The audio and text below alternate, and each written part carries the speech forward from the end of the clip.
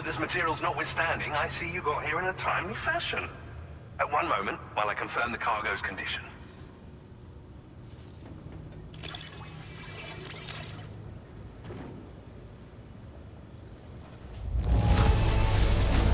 Marvelous.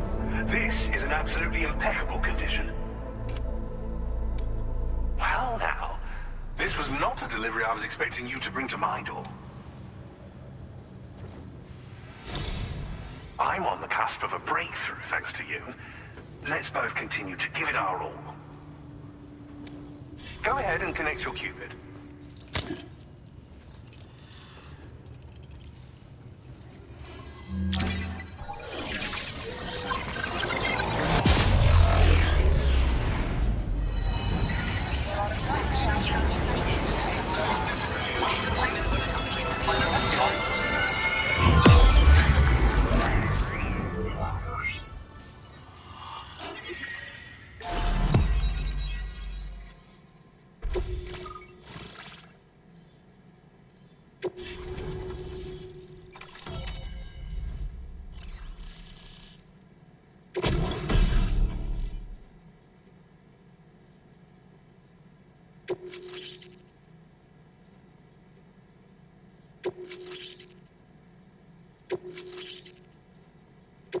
Now displaying your current porter grade.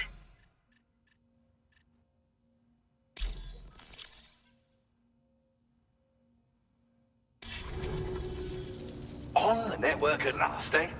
I've been waiting for this moment for so very long. This should enable me to increase the pace of my research into new defensive solutions. As for the cargo you brought me, it's the culmination of the Phantom Smith's recent efforts. I applied a few finishing touches, and voila! I can now share with you the data for a chiral cannon.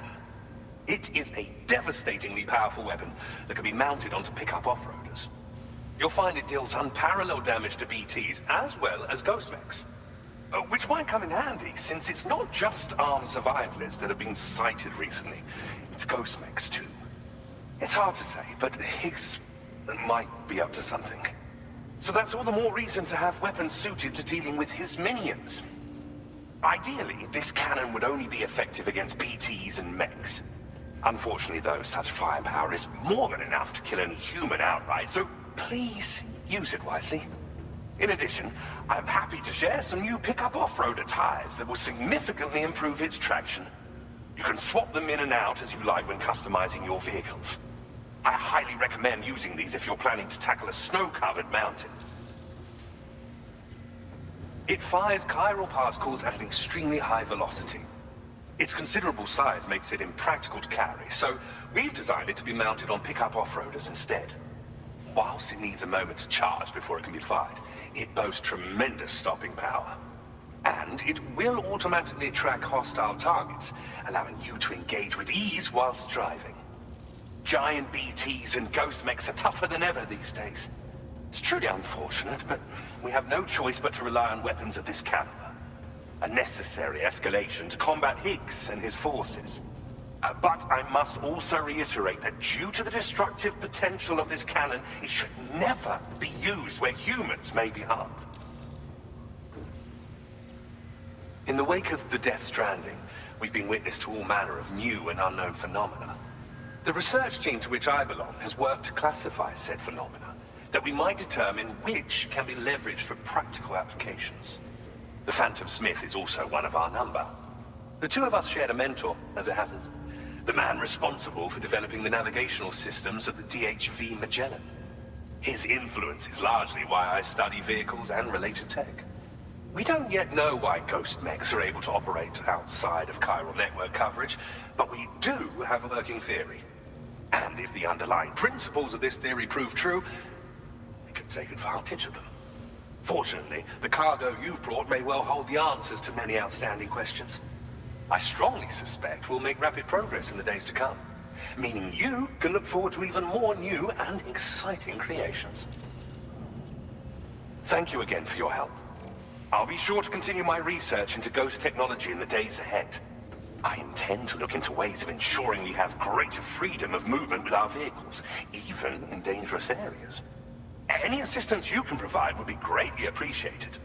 Oh, before you go, I have a parting gift for you. A gift I was instructed to give you by my mentor. This cargo will allow you to enhance the DHV Magellan's weaponry, per Tarman's request, I believe. I'll need some time to prepare it for transport, though. In the meantime, please avail yourself of the private room here. I'll be sure to post the order by the time you wake up. So, go on and have a good nap. Sam, it's me. Our enemies have grown bolder and more aggressive, but I see you were all able to fend them off in the end. Chiral network coverage now stands in excess of 85% across Australia. We are already seeing indications of plate gate formation in the near future as well. Just a bit more, Sam. I know you and your comrades will finish what we've started, and to prepare for what's to come. I encourage you to rest in your private room. Be advised, Sam, that I've switched this call to private mode. We need to talk about Charlie. I reviewed the contract between APAC and Drawbridge and followed the money. By doing so, I was able to confirm that funding for Drawbridge was provided by none other than Bridges. Though they used intermediaries to obfuscate the transactions, Bridget is undoubtedly the source of your patron's funds. In other words, Drawbridge cannot be considered as an independent civilian organization. Should these details come to light, your attempts to integrate Mexico and Australia into the chiral network could be misconstrued as an expansionist effort. When I tasked Drawbridge with these missions, it was under the assumption that it was a non-government operation. But I, APAC, and you yourselves may have all been deceived. I will continue to pursue this investigation for now. Take this time to rest and recover in your private room.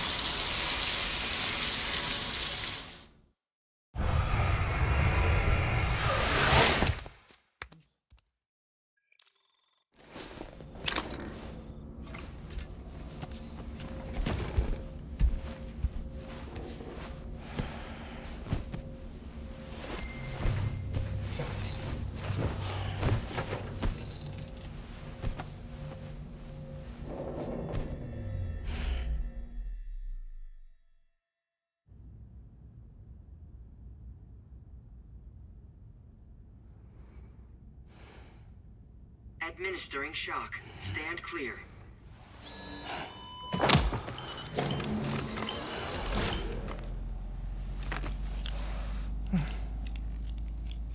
Just like old times.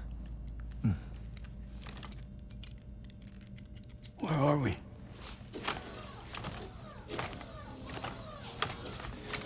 This place does wonders for my mood. The repairs to the DHV Magellan are still ongoing, so I thought to return here and see if I couldn't make progress with our Lou investigation.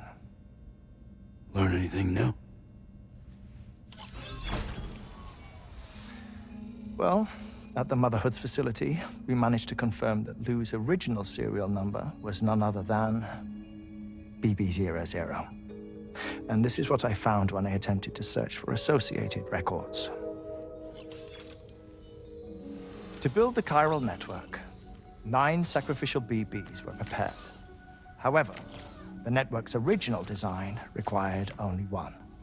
A single sacrificial BB unit facilitating chiral communications across the entire North American continent.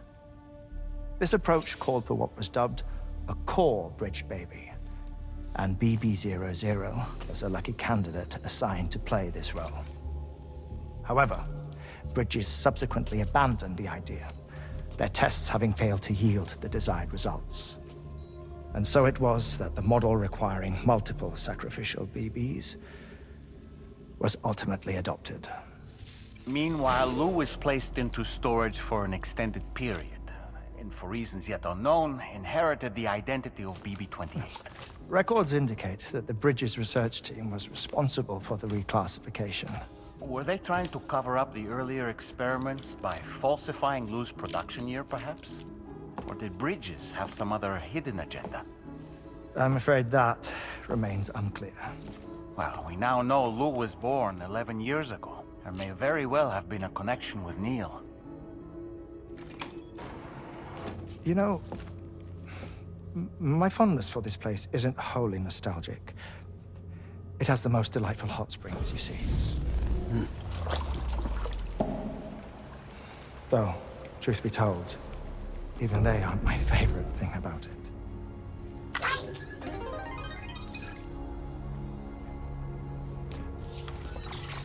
If you can find the time, you should come visit. Give the old bones a soak. Oh, a warm bath does sound good. Perfect treat for a weary traveler. Anyway, I'll see you aboard the Magellan.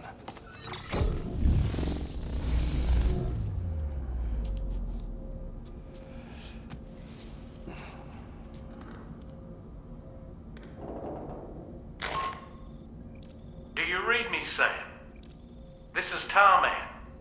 I've relocated my hand at last, out there on the currents, bobbing along like before. Now that our connection has been re-established, I should finally be in a position to wrap up repairs on the ship. But that won't be enough for what's coming.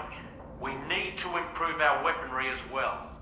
South Fort Knot is home to an exceptional researcher. It so happens that they were instrumental in the construction of this fine vessel, and they're preparing the latest and greatest weapons for our use as we speak. Just a few more hurdles, Sam. Access the South Fort Knot delivery terminal and take care of the main order for